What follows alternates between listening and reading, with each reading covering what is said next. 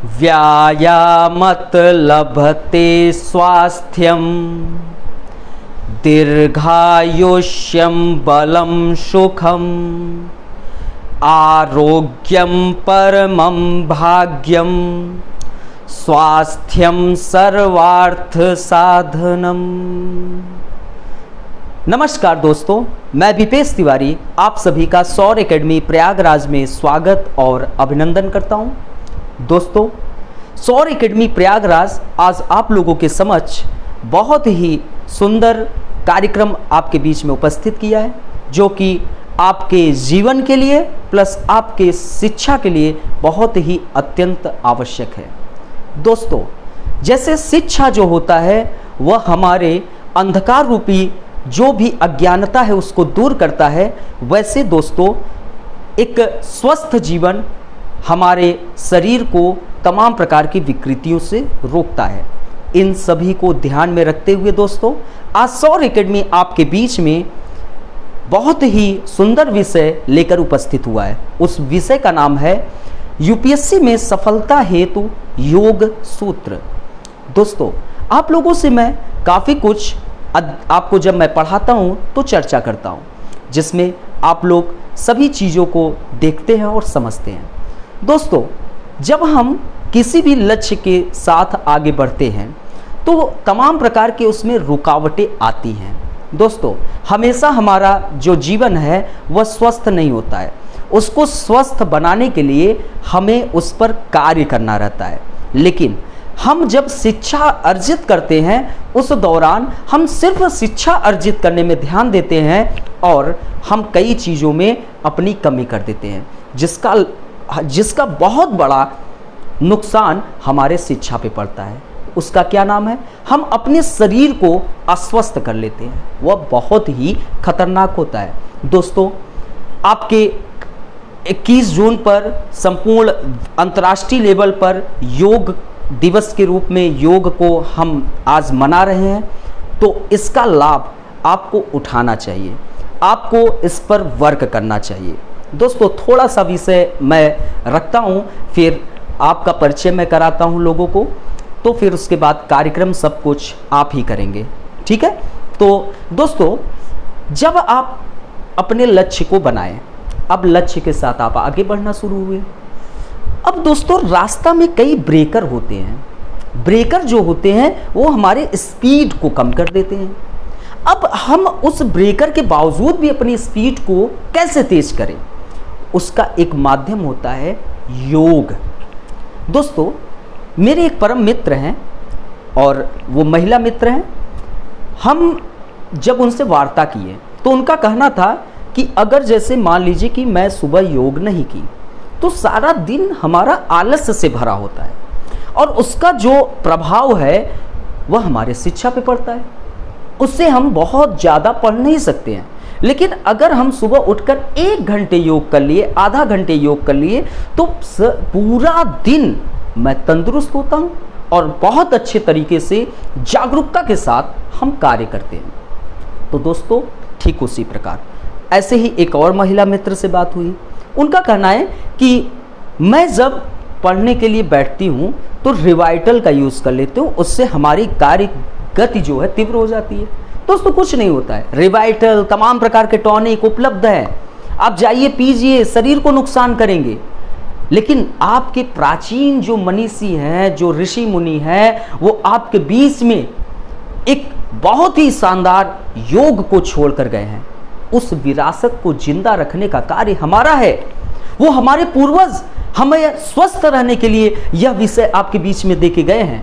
तो आपको बाकी चीज़ें बहुत अच्छे तरीके से पता भी चल रहा होगा कि योग की महत्वता आपके देश के प्राइम मिनिस्टर बहुत ही अच्छे तरीके से रखे भी हैं और उनके नेतृत्व में बहुत तीव्र गति से व्यापक रूप से इसका प्रचार प्रसार भी हो रहा है।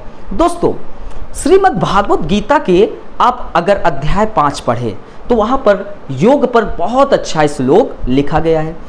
बुद्धि युक्तो जहाती है उभे सुकृत दुष्कृते तस्मादो गाय योश्चर्य योगः कस्मिषु कौशलम।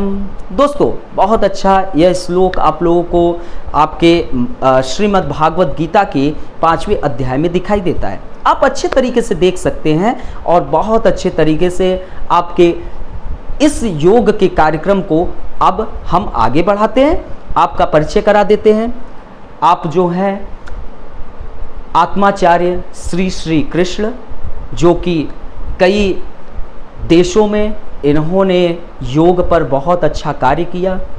तमाम प्रकार के जो हमारे लक्ष्य से भटके हुए विद्यार्थी हैं उनको सही मार्ग पर आगे ले जाने पर आपने बहुत अच्छा कार्य भी किया है।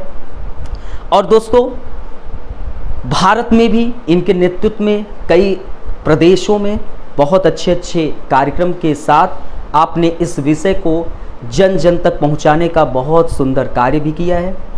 तो दोस्तों आगे की चर्चा जो है हमारे बीच आत्माचार्य श्री श्री कृष्ण आपसे करेंगे।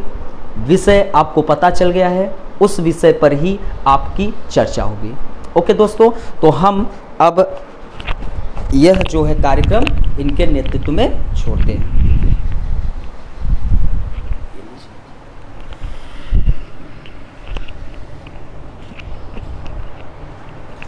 चलिए आप लोग ये कार्यक्रम का आनंद लीजिए और हम अब चलते हैं।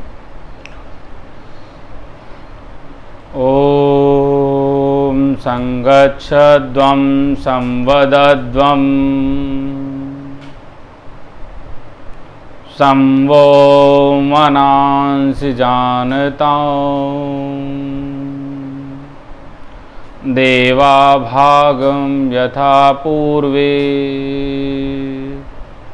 सज्जना नाना उपासते।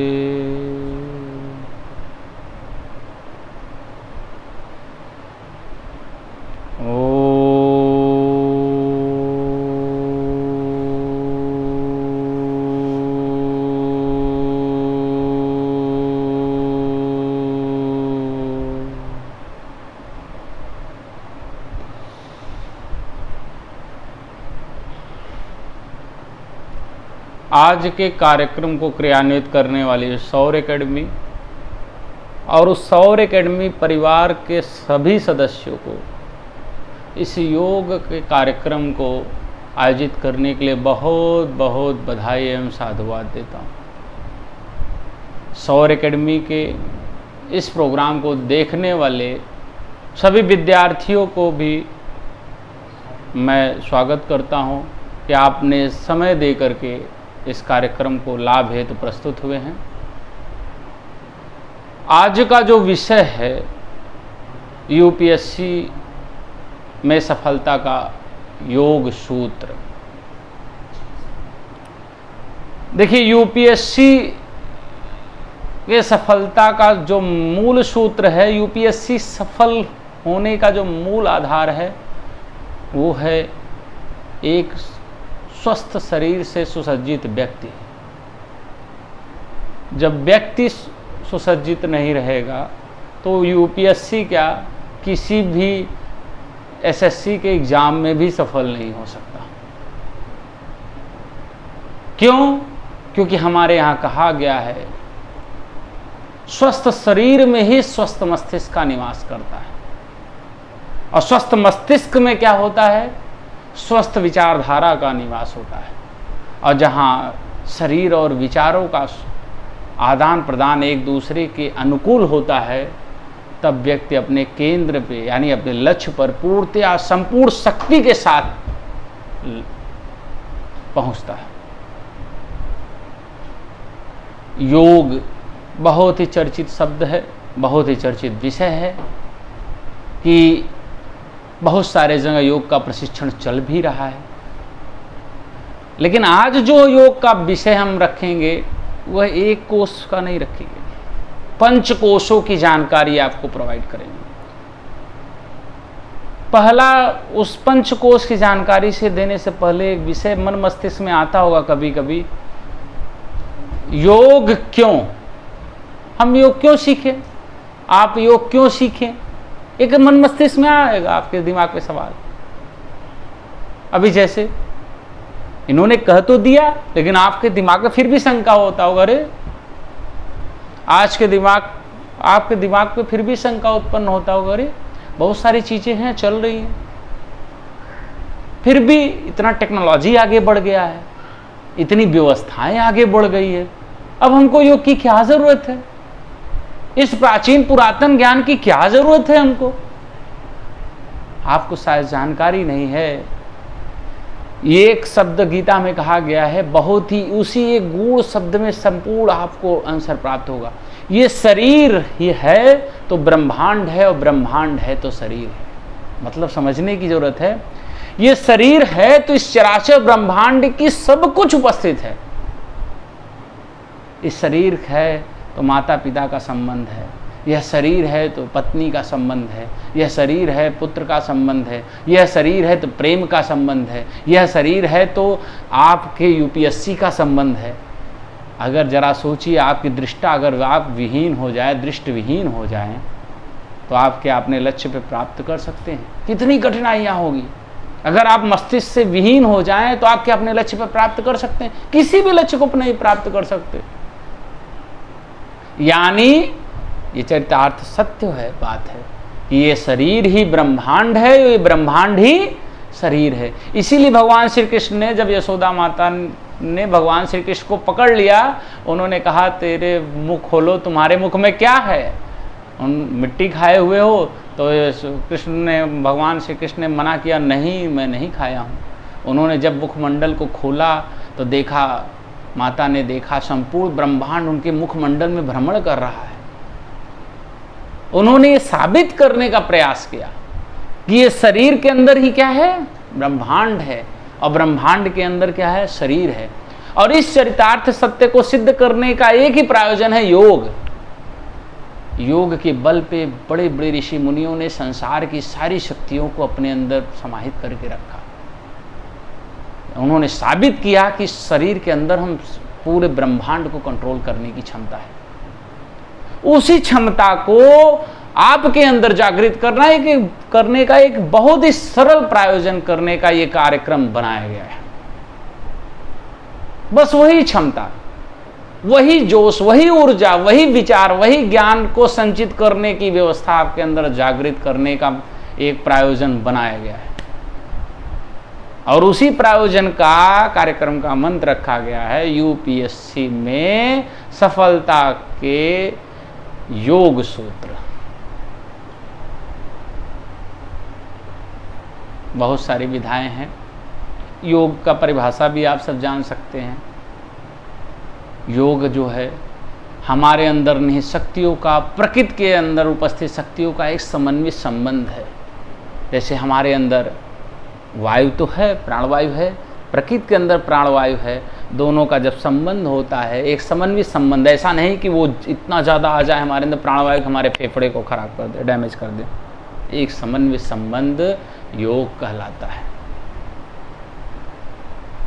लेकिन योग के बहुत सारे नियम हैं। अष्टांग है, पतंजलि ने अष्टांग नियम बनाए हैं, बहुत ही सिंपल सरल है, लेकिन इसकी व्याख्या करने में बहुत समय लग जाएगा।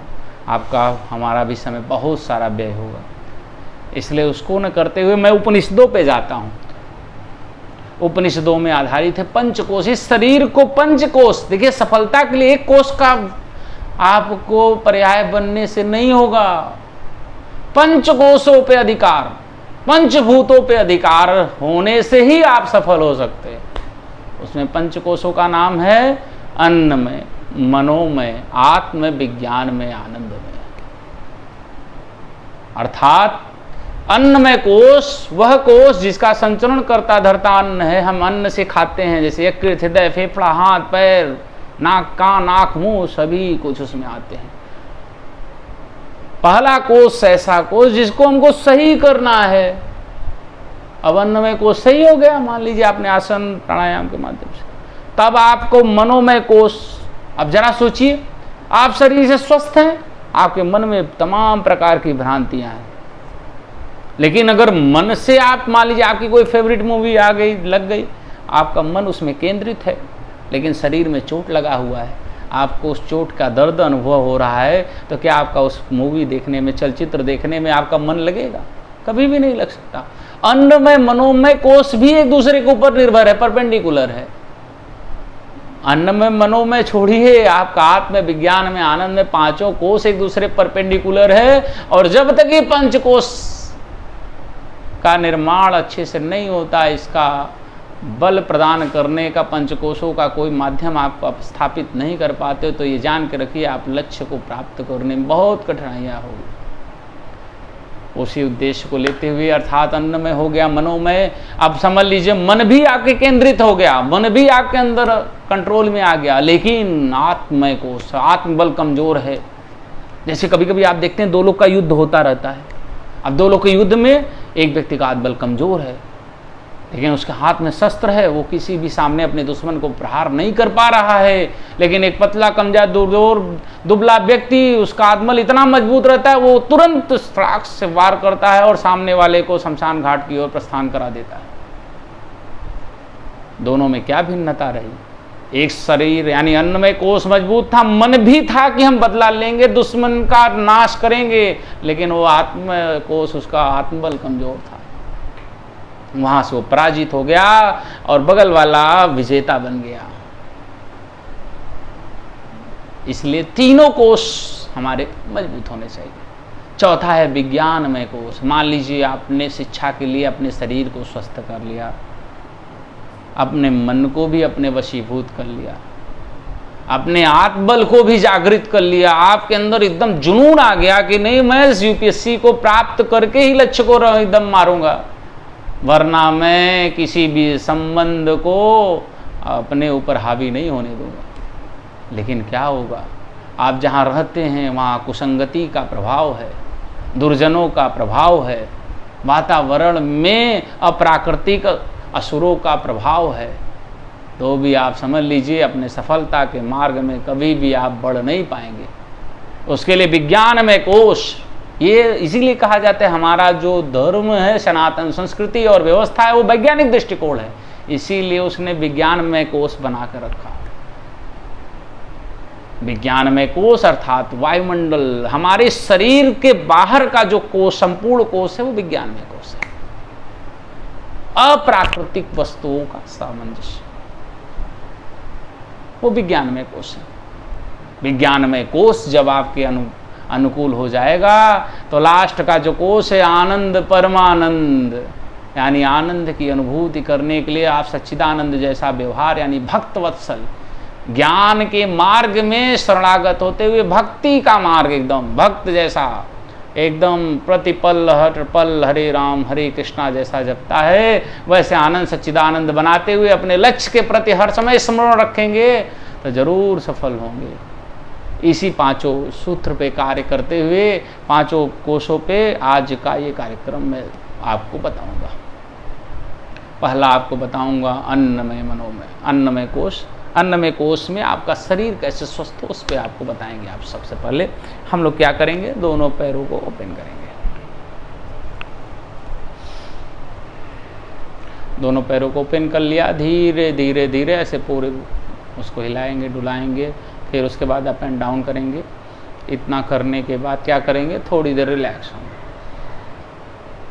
रिलैक्स मीन्स श्वासों को ढीला छोड़ देंगे। योग प्रक्रिया में एक प्रक्रिया होती है श्वसन प्रक्रिया।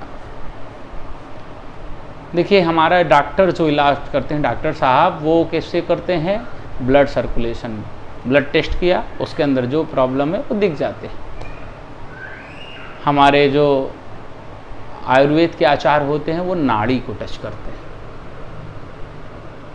नेचुरोथेरेपी के जो लोग होते हैं वो मांसपेशियों के पॉइंट्स को जागृत करते हैं। लेकिन योग के व्यक्ति क्या करते हैं, योगाचार्य लोग क्या करते हैं, वो श्वसन पे प्रक्रिया पे आधारित अपना इलाज करते हैं। तो श्वसन प्रक्रिया का जो माध्यम बनाया गया है वो अपने इस नासिका मार्ग से होता है, और इस नासिका मार्ग के 3 मार्ग बनाए गए हैं। 3, पहला है इंगड़ा, पिंगड़ा और सुषुम्ना। इंगड़ा सूर्य का प्रतीक होता है, दाहिना भाग, पिंगड़ा चंद्र का यानी, और तीसरा है ब्रह्म नाड़ी, यानी जो आपकी दोनों तरफ से चलती है। इंगड़ा चलती यानी शरीर जब गर्म होता है तो दाहिने स्वर चलता है, यानी सूर्य तरफ से, दूसरा पिंगला जब चलता है यानी जब शरीर ठंडी रहती है तो बाएं से वायु आवागमन होता है, और जब सुषुम्ना, जब हम दौड़ते हैं, कुछलते कूदते हैं, डरते हैं, किसी प्रकार से जब शरीर के प्रतिकूल कार्य होता है, इसकी क्षमता से बाहर कोई कार्य होता है, तो उसमें क्या होती है, ब्रह्म नाड़ी जागृत हो जाती है, यानी जिसको कहते हैं सुषुम्ना। तब समझ लीजिए आपका शरीर खतरे में है। अब इन सब को व्यवस्थित करने के लिए इंगड़ा पिंगड़ा सुषुम्ना को हमारे यहाँ 4 प्रकार के श्वसन प्रक्रिया को बनाए गए। पहला है पूरक, यानी इनहेलिंग, श्वास को भरना धीरे धीरे धीरे, देखिए ये हो गया पूरक प्रक्रिया। अब इसी पूरक को श्वास भर करके जब हम अपने अंदर रोक लेते हैं तो ये हो गया पूरक कुंभक। और पुनः जब श्वास को धीरे से छोड़ते हैं तो ये होता है रेचक। पूरक, पूरक कुंभक और रेचक। और पुनः जब श्वास को बाहर छोड़ करके जब हम रुके रहते हैं तो वो क्या है, रेचक कुंभक। अर्थात पूरक मतलब श्वास लेने की प्रक्रिया, रेचक अर्थात छोड़ने की प्रक्रिया, और कुंभक अर्थात पूरक और रेचक को उस अवस्था में रोकने की प्रक्रिया को कहते हैं। इतना तो सामान्य आपको शब्द समझ में आ गया होगा। आगे बढ़ते हैं। इस पैर के पंजे को धीरे धीरे, देखिए बहुत सिंपल है। श्वास भरते हुए पंजे को बाहर किया, छोड़ते हुए अंदर किया, पुनः भरते हुए पंजे को बाहर, छोड़ते हुए अंदर, पुनः छोड़ते हुए बाहर, भरते हुए अंदर, पुनः छोड़ते हुए बाहर, भरते हुए अंदर। इस तरीके से 5-5 के सेट करने। 5 inhaling in, exhaling out, and 5 inhaling out, exhaling in. इस तरीके से, यानी 5 पूरक करते हुए अंदर, 5 पूरक करते हुए बाहर से सेट बनाना है अपने को। इस तरह फिर क्लॉकवाइज करेंगे। इनहेलिंग करते हुए, एक्सहेलिंग करते हुए एंटी क्लॉकवाइज,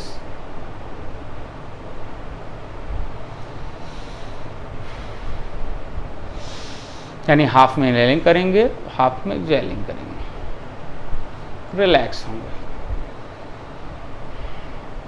पुनः श्वास भरते हुए पंजे को बाहर, छोड़ते हुए पूरी ताकत से पंजे को खींचें। देखिए पूरे बॉडी को, पैर को पीछे खींचते हैं। पुनः श्वास भरते हुए आगे, पुनः छोड़ते हुए खींचेंगे बॉडी, पुनः ऐसे करेंगे छोड़ते हुए। प्रत्येक पॉइंट्स को अभ्यास करना है, प्रत्येक पॉइंट्स का अन्नमय कोश का समझ लीजिए। दूसरा है, आप देखेंगे यहाँ लगाएंगे पैरों को आप सीधे, उसके बाद देखेंगे पैरों को पंजों बाहर करेंगे, पुनः श्वास भरेंगे छोड़ते हुए।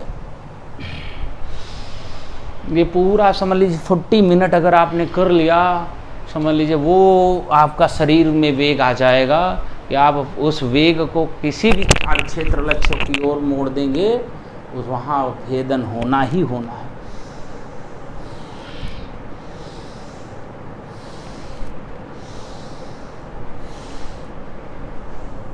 दोनों पैर को मिलाएंगे और सिंपल है, देखेंगे।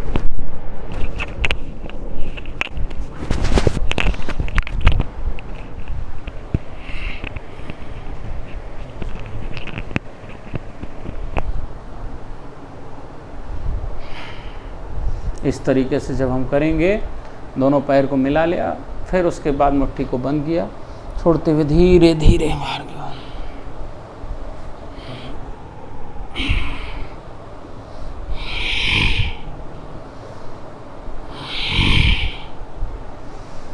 इस तरीके से रिलैक्स होंगे। पुनः दोनों पैर को गैप करेंगे, एक पे इनहेलिंग करेंगे, दूसरे पे एक्सहेलिंग।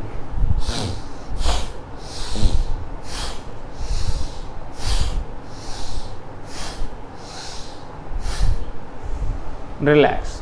अब राइट साइड इनहेलिंग करेंगे, लेफ्ट पे एक्सहेलिंग करेंगे।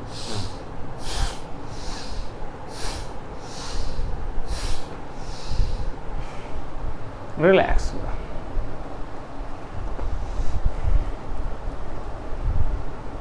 अब पुनः पैरों को पास ले आएंगे, और क्या करेंगे, बटरफ्लाई देखेंगे धीरे धीरे ऐसे। पुनः श्वास भरते हुए ऊपर, छोड़ते हुए नीचे।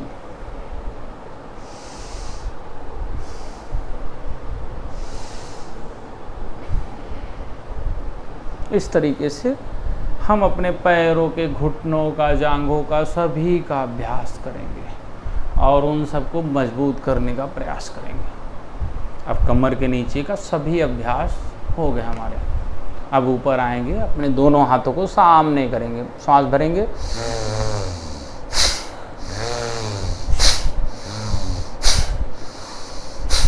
इस तरीके से करेंगे। पुनः सांस भर के क्लॉकवाइज,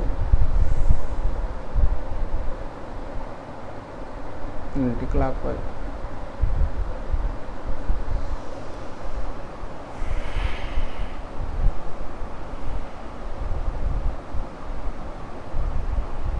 पुनः ले आएंगे, मुट्ठी बंद करेंगे, सांस भरते हुए सामने आएंगे, झटके के साथ बाहर छोड़ेंगे, अपने बाजुओं को मजबूत करेंगे।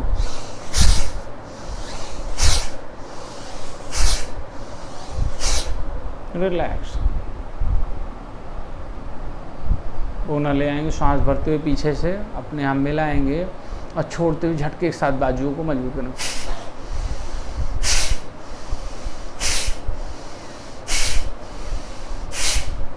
रिलैक्स।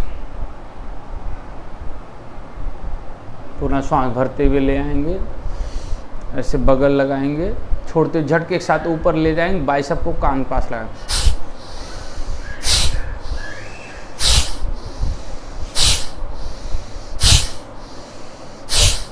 रिलैक्स।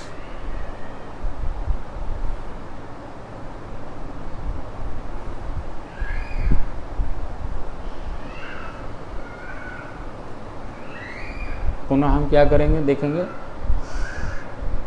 दोनों मुट्ठी को ऐसे मिलाएंगे और धीरे धीरे ऊपर की ओर उठाएंगे। इससे हमारे गर्दन पे जो बहुत सारे प्रॉब्लम क्रिएट होते हैं वो सब नहीं होंगे।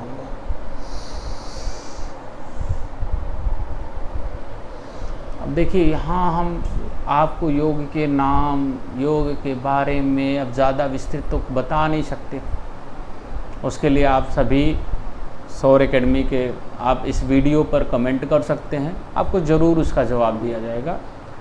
वर्तमान में इस समय तो क्योंकि 1 घंटे का जो शेड्यूल चरण है उसमें क्या है, शेड्यूल चरण में बताना सभी संभव नहीं है, इसलिए आपको ये जानकारी, ये ध्यान रखिए। जैसे मैंने इस शोल्डर्स को कराया है तो इससे ध्यान रखिए शोल्डर्स, कंधे मजबूत हैं। जिस जगह का कराया जाएगा योगाभ्यास वो पॉइंट्स आपके मजबूत होंगे। अब इस तरीके से हम मिल जाएंगे, सांस भरेंगे, धीरे धीरे छोड़ते हुए घुमाएंगे।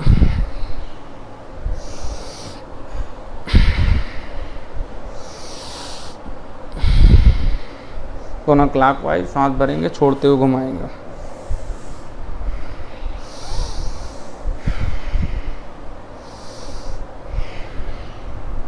रिलैक्स। इस तरीके से हमारा हाथ और जो अपने एल्बो और आपके शोल्डर, इन सब का अभ्यास हो गया। अब आते हैं हम बैकबोन के लिए, कमर के लिए। ऐसे पकड़ेंगे, श्वास को भरेंगे, छोड़ते हुए धीरे धीरे झुकेंगे। पुनः श्वास भरते ऊपर, छोड़ते हुए धीरे धीरे झुकेंगे। नेक्स्ट साइड इसी तरीके से करेंगे, सांस को भरेंगे, छोड़ते हुए धीरे धीरे नीचे। पुनः सांस को भरेंगे, छोड़ते हुए धीरे धीरे नीचे। पुनः सांस को भरेंगे, छोड़ते हुए रिलैक्स।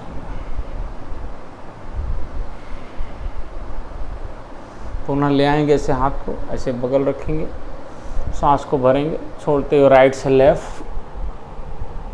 पुनः सांस भरते हुए सेंटर, छोड़ते हुए लेफ्ट टू राइट, यानी बाएं से दाएं। पुनः सांस भरते हुए सेंटर, दाहिने से बाएं। पुनः सांस भरते हुए सेंटर, बाएं से दाएं। पुनः श्वास भरते हुए सेंटर, पुनः श्वास भरेंगे छोड़ते हुए सीधे नीचे आएंगे। पुनः श्वास भरेंगे छोड़ते हुए पुनः नीचे आएंगे।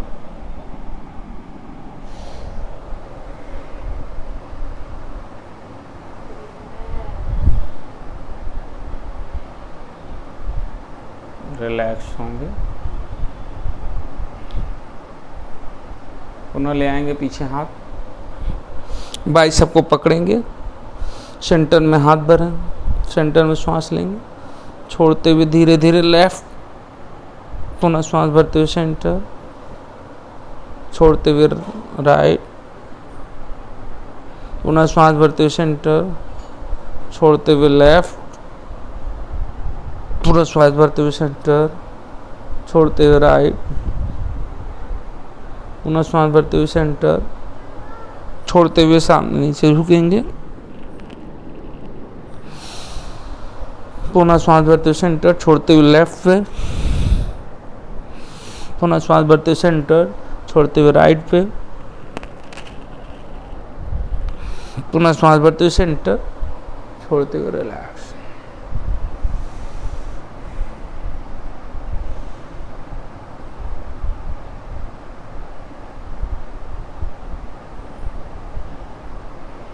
नेक्स्ट देखेंगे, धीरे धीरे श्वास भरते हुए ऊपर ले जाएंगे, दोनों हम मुट्ठी को पकड़ेंगे, फिर श्वास को छोड़कर पूरी ताकत से बॉडी को खींचेंगे।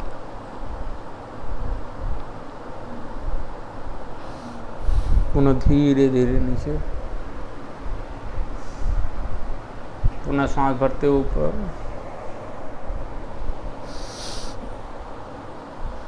श्वास को बाहर छोड़ते हुए धीरे धीरे पूरी ताकत से बॉडी को ऊपर खींचो।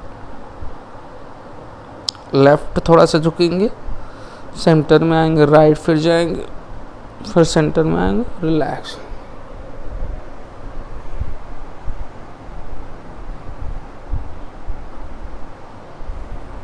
पुनः पीछे ले जाएं, हाथ दोनों मिलाएंगे, श्वास भरेंगे छोड़ते हुए राइट, पुनः श्वास भरेंगे छोड़ते हुए लेफ्ट, पुनः श्वास भरेंगे छोड़ते हुए राइट, पुनः श्वास भरेंगे छोड़ते हुए सेंटर में आएंगे, पुनः छोड़ते हुए लेफ्ट, पुनः श्वास भरेंगे छोड़ते हुए डाउन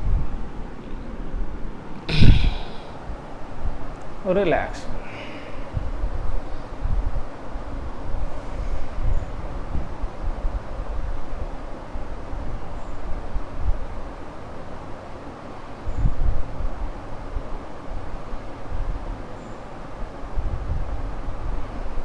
अब हम गर्दन का अभ्यास करेंगे। सांस भरेंगे छोड़ते हुए लेफ्ट, धीरे धीरे, पुनः सांस भरते हुए सेंटर, छोड़ते हुए राइट, धीरे धीरे, पुनः सांस भरते हुए सेंटर, छोड़ते हुए लेफ्ट, धीरे धीरे, पुनः सांस भरते हुए सेंटर, छोड़ते हुए अप, पुनः सांस भरते हुए सेंटर, छोड़ते हुए डाउन, पुनः सांस भरते हुए सेंटर, धीरे धीरे, क्लॉकवाइज, धीरे धीरे,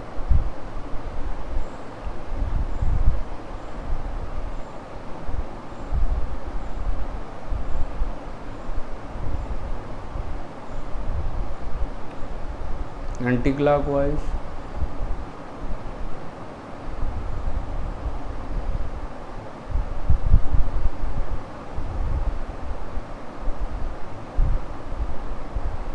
रिलैक्स।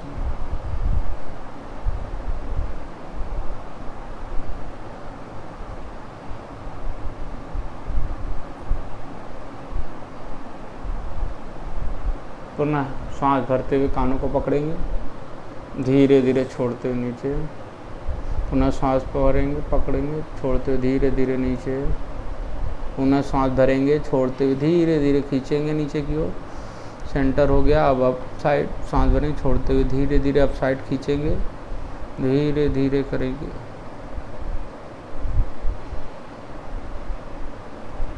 रिलैक्स। अब आंखों को करेंगे त्राटक, धीरे धीरे सांस भरते हुए आएंगे और देखिए कि आंखों की रोशनी कैसे बढ़नी है। ये देखेंगे, पूरी ताकत से सांस भर कर आँख को फैलाते हुए देखेंगे अग्रेसर भाग को। ये लेफ़्ट धीरे धीरे घुमाएंगे फिंगर्स को, पुनः सेंटर में आएंगे, राइट घुमाएंगे फिंगर्स को, पुनः सेंटर में आएंगे, लेफ़्ट फिंगर को एकदम आँख में ले जाएंगे, पुनः सेंटर में आएंगे अप,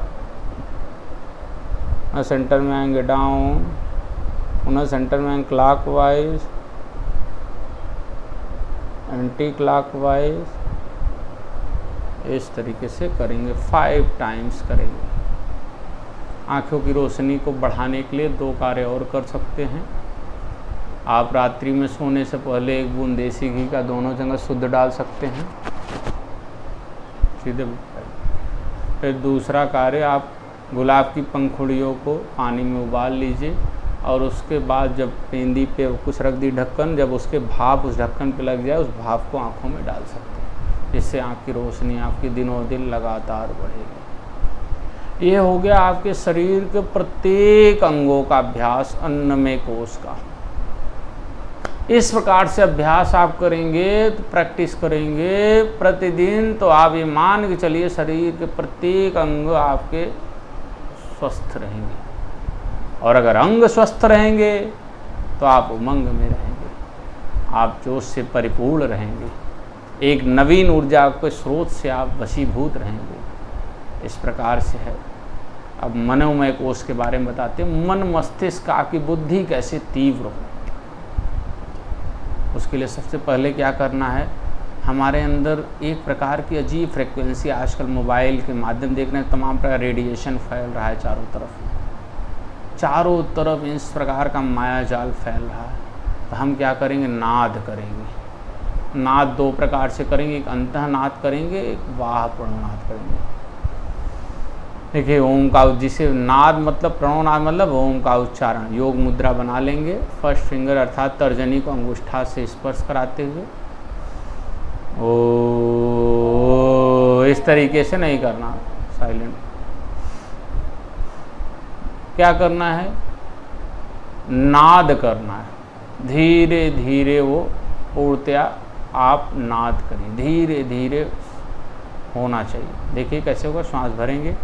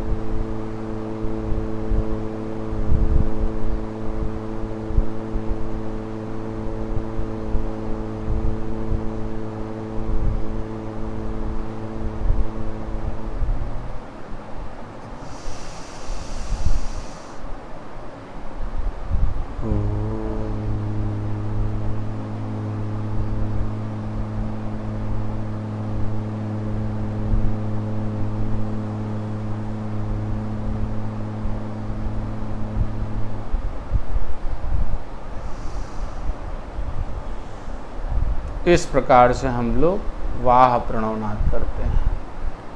न कि जोर जोर चिल्लाते हुए ओ मैं ढक्कड़ के टर्र टर्र जैसे होता है आवाज़, कोई मतलब नहीं। ध्यान रखें, नाद बहुत ही जानते समझ, नाद मतलब आप समझ लीजिए एक ऐसी फ्रिक्वेंसी पैदा होती है ना कि पूरे शरीर के अंदर जो रेडिएशन आपके व्याप्त होंगे सब बाहर चले जाएंगे। आपके मन मस्तिष्क में जो उथल पुथल होगा ना, सब स्थिर हो जाएगा, समझ लीजिए। अब हो गया वाह प्रणव, आप 5 टाइम्स देखिए अंतः प्रणव, उसमें केवल मन में ओम का उच्चारण करते हैं।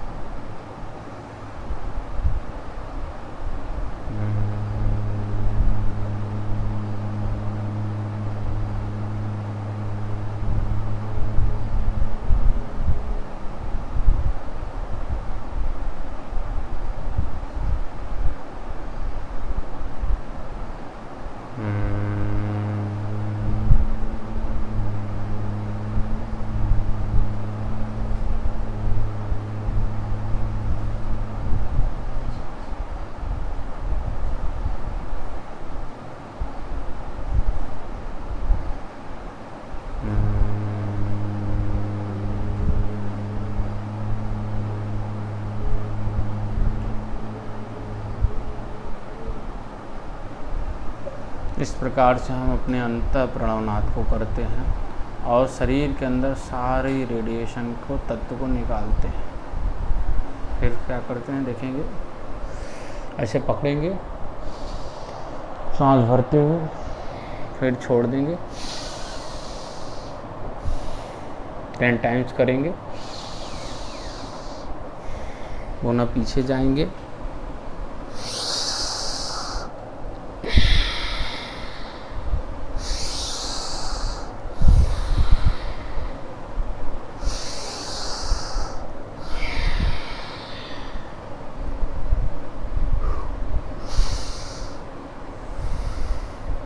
नाक से ही श्वास लेंगे, नाक से ही छोड़ेंगे।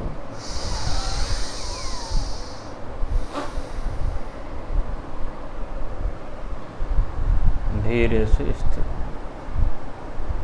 पुनः भ्रामरी करेंगे, नाक को बंद करके, भौं को ऊपर रख करके।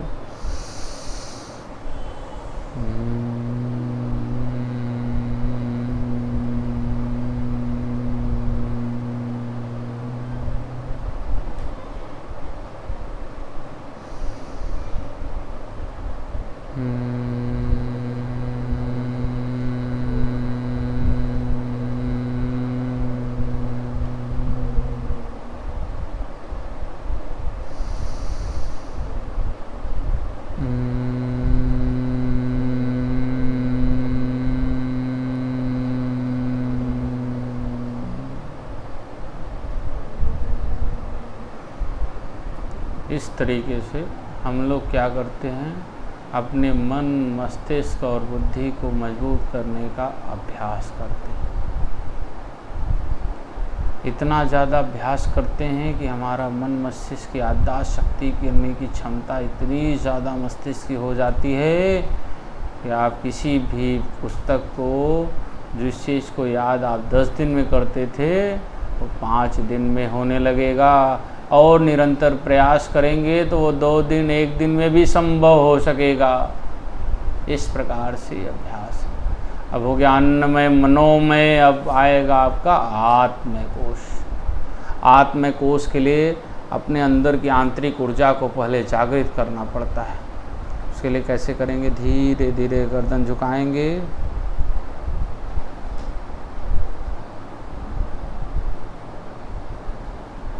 और बॉडी को बिल्कुल ढीला छोड़ देंगे। केवल हम श्वासों की आवाज़ सुनेंगे।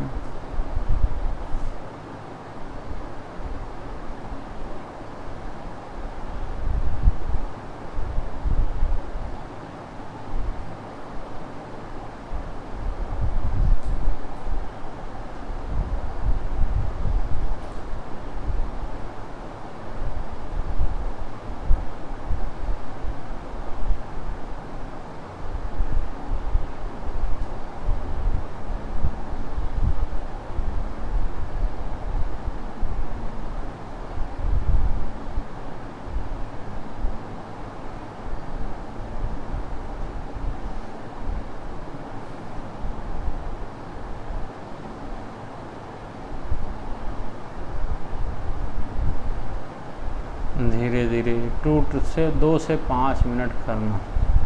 धीरे धीरे, अगर आप अकेले कर रहे हैं तो अलार्म का उपयोग करके रखिएगा, वरना क्या हो जाए एकदम शून्य अवस्था में आप पहुंच जाइए। इससे क्या होगा, हम अपने श्वासों की आवाज़ को जब सुनेंगे तो हमारे अंदर की जो आत्मबल है उसको प्राण मिलने लगेगी, उसको ऊर्जा मिलने लगेगी, और सारा शरीर की जो शक्ति है केंद्रित होकर वो प्राण शक्ति को ही ऊर्जा प्रदान करने में लग जाएगा। पुनः क्या करेंगे, अंत में 100 आसन करेंगे। 100 आसन करके हम अपने जितनी प्राण की ऊर्जा है सहस्त्रागार यानी नाभि से और सहस्त्रागार का एक संबंध स्थापित करेंगे, जिससे प्राण यानी आत्मबल को हमारे क्या होता है, बल प्रदान होता है। धीरे धीरे देखेंगे, पैरों को ओपन किया,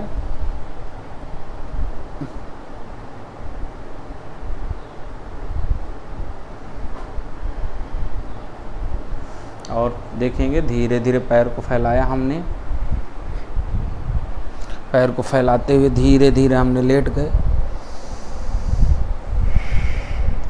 वाम भाग में अपने बाएं तरफ गर्दन को ढीला छोड़ दिया। केवल श्वासों की आवाज़ सुनते हुए धीरे धीरे बॉडी को बिल्कुल ढीला छोड़ दिया। और इसी श्वासों की आवाज़ के बीच में प्रणव नाद की आवाज़ को प्रवेश कराएंगे।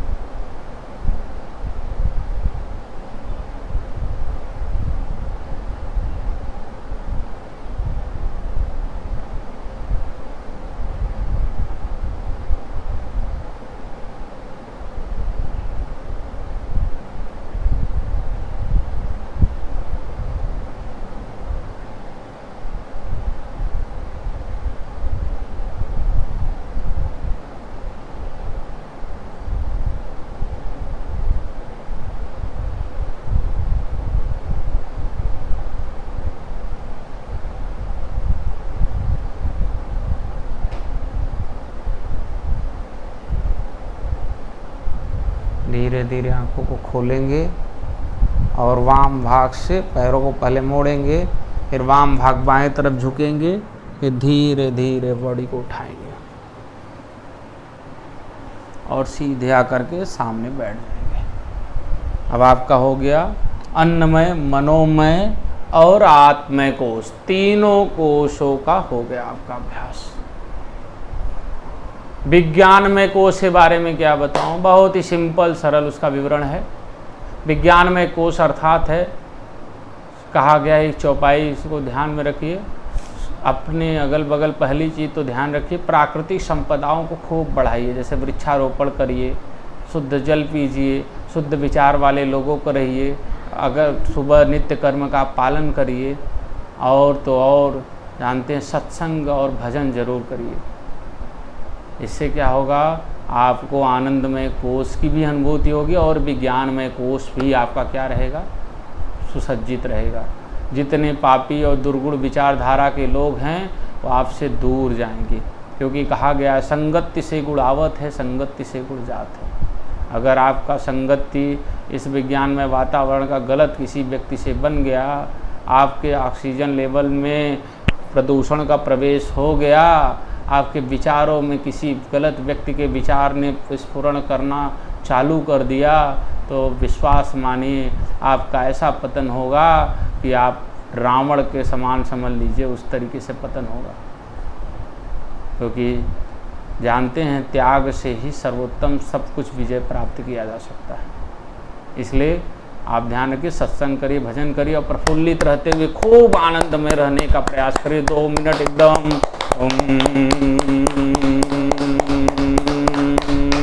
हैप्पीनेस का साथ में 2 मिनट का हैप्पीनेस का प्रयास करिए। इस प्रकार से आपके पंचकोश का आधारित आज ये सत्र था। मुझे पूर्ण विश्वास है कि आप सभी लोग इसका प्रयास करेंगे, अपने जीवन में धारण करने का प्रयास करेंगे, निश्चित तौर पे आपको इसका लाभ प्राप्त होगा। क्योंकि जानते हैं यूपीएससी कोई ऐसा एसएससी का एग्ज़ाम तो है नहीं, उसमें आपको समझ लीजिए हाथी के समान बलवान, घोड़े के समान तेजवान, और आप समझ लीजिए किसके समान बुद्धिमान, सरस्वती माता जी की कृपा से आप बुद्धिमान बने। यही जब तक आपके अंदर प्रवेश नहीं होगा तब तक आप सफल नहीं हो सकते। और मुझे पूर्ण विश्वास है आप अपने दैनिक दिनचर्या में इस विषय को प्रवेश कराइए और प्रभु की कृपा रहेगी तो आप ज़रूर सफल होंगे। इन्हीं शुभेच्छाओं के साथ मंगल शुभकामनाएं।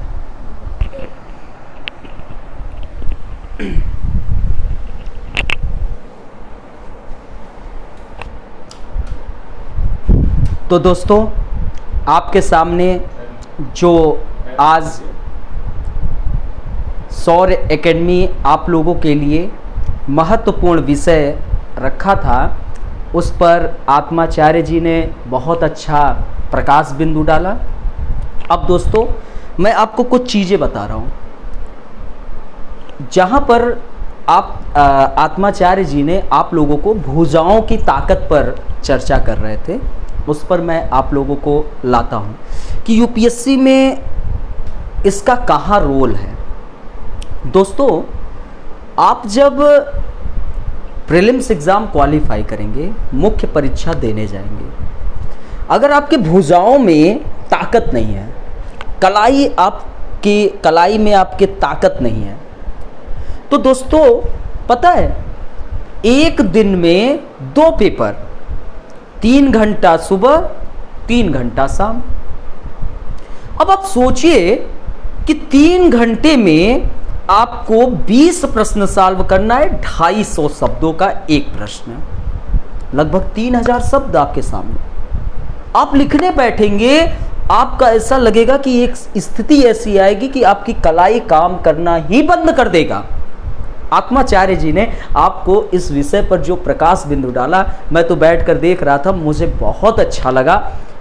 हम इस विषय पर चर्चा भी नहीं किए थे, लेकिन आत्माचार्य जी को इस चीज़ का अनुभव था और उन्होंने इस विषय को रखा। दोस्तों, बहुत जरूरी है आपके लिए कि अपनी भुजाओं में बहुत अच्छी ताकत आपको लानी पड़ेगी, क्योंकि मुख्य परीक्षा का एग्जाम आपका लिखित एग्जाम है। और दोस्तों, इस एग्जाम को क्वालिफाई करने के लिए भी यह लिखित एग्जाम है।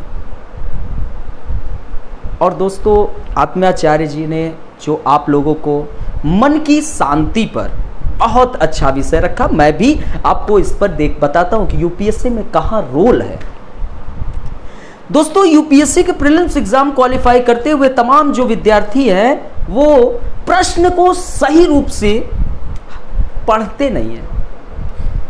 और दोस्तों, 5 से 8 प्रश्न ऐसे होते हैं कि जिसको आप सिर्फ मन की अशांति के कारण गलत करके आते हैं। दोस्तों, जब आप प्रीलिम्स एग्जाम देने जाते हैं तो वहां पर कई स्टूडेंट बैठे रहते हैं। आपको किसी भी प्रश्न पे डाउट होगा तो आप आगे पीछे देखते हैं, आपको कोई जवाब देने वाला नहीं रहेगा कि आपको बता देगा। दीवार की ओर ताकेंगे, दीवार भी आपको जवाब नहीं देगा कि सोच रहे हो कि दीवार आपको जवाब दे देगा। जब आप मन को शांति करेंगे, प्रश्न को सही से पढ़ेंगे, गहराई से पढ़ेंगे, कभी कभी ऑप्शन से भी प्रश्न को सॉल्व किए जाते हैं। ये आप करने का प्रयास करें। और दोस्तों, मन की अशांति में कभी कभी सत्य और असत्य पे आप क्या हो जाते हैं, एकाग्र नहीं हो पाते हैं, वहां पर गलत कर देते हैं। पूछा गया है सत्य, आप सोच रहे असत्य, विकल्प में मौजूद है, गलत कर दिए। तो मन की शांति भी जरूरी है। एकाग्रता पर भी बहुत अच्छा इन्होंने आपको प्रकाश बिंदु डाला। और जो मन के आत्मविश्वास है उस पर भी इन्होंने बहुत अच्छा प्रकाश डाला।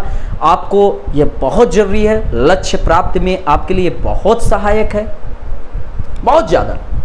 देखिए, जब आप, जैसे आत्माचार्य जी ने आपको जो तमाम प्रकार की योग शास्त्र में जो भी माध्यम थे उनको आपके बीच में कम समय में बहुत व्यापक स्तर पे खोलने का प्रयास किया और बहुत अच्छा लगा। देखिए दोस्तों, सफल व्यक्ति हमेशा संभावनाओं को जताता है कि मैं इस कार्य को कर सकता हूं। लेकिन दोस्तों, सफल व्यक्ति ऐसे ही संभावनाएं नहीं जता रहा है कि मैं यह कार्य कर सकता हूं। वह अपनी संभावनाओं को जताने के लिए तमाम प्रकार के कार्य कर रहा है। वो अकेले शिक्षा नहीं अर्जित कर रहा है कि अकेले वो पढ़ाई कर रहा है, वह अपने शरीर पर भी कार्य कर रहा है, अपने स्वास्थ्य को बेहतर किया है, मन को एकाग्र किया है, मन में आत्मविश्वास की लहर को बहुत मजबूत किया है, तमाम प्रकार के नकारात्मक विचारधाराओं को बिल्कुल नियंत्रण में किया है, तब जाकर वह सफल हो रहा है। असफल व्यक्ति क्या करेगा? समस्या को बताएगा, अरे मेरी तो तबीयत खराब है, हम आज पढ़ ही नहीं पा रहे, 1 हफ्ते हो गए हैं, हमको पढ़ने में मन ही नहीं लग रहा है। ये असफल व्यक्ति की भाषा है। ये असफलता आपके साथ ही चलता चला जाएगा जब तक आप ऐसे कार्य करते ही रहेंगे। कोई टॉनिक बता दो, टॉनिक वोनिक से कुछ होने वाला नहीं है। कोई रास्ता बता दो, खुद तकनीकी डेवलप करना होगा आपको इस एग्जाम को क्वालिफाई करने के लिए। कोई आपको बता नहीं पाएगा कि कैसे आप इस एग्जाम को क्वालिफाई करें, पढ़ा देगा, बता देगा। कोई टीचर आपको हेल्प करने नहीं आएगा, क्योंकि यूपीएससी के तमाम टीचर बहुत बड़े महारथी होते हैं। ऐसा लगता है कि जैसे वही सब कुछ है, तो वो हेल्प आपको नहीं करेंगे समस्याओं में, खुद तकनीकी डेवलप करनी होगी। और इन सब चीज़ों पर सबसे बड़ा आपका बड़ा कार्य करेगा योग। जब आप स्वस्थ होंगे, तंदुरुस्त होंगे, मन एकाग्र होगा, चंचलता भरी तमाम प्रकार की चीज़ों को नियंत्रित करेंगे, सब कुछ करेंगे। आप इस एग्ज़ाम को भी क्वालिफाई करेंगे।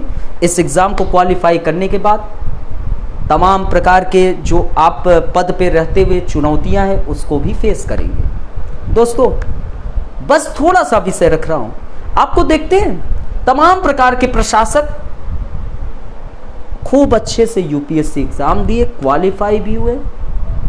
1 साल तक यूपीएससी ने उनको ट्रेनिंग दी, तत्पश्चात भी सुसाइड, आत्महत्या कर रहे हैं।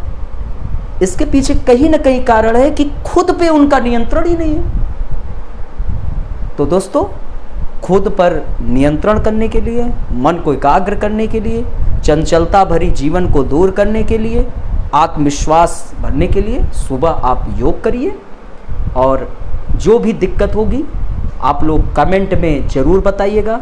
और प्लीज़ अधिक से अधिक, यदि आपको अच्छा लगे वीडियोस, खूब लाइक, शेयर, सब्सक्राइब जितना अधिक हो सके करिए।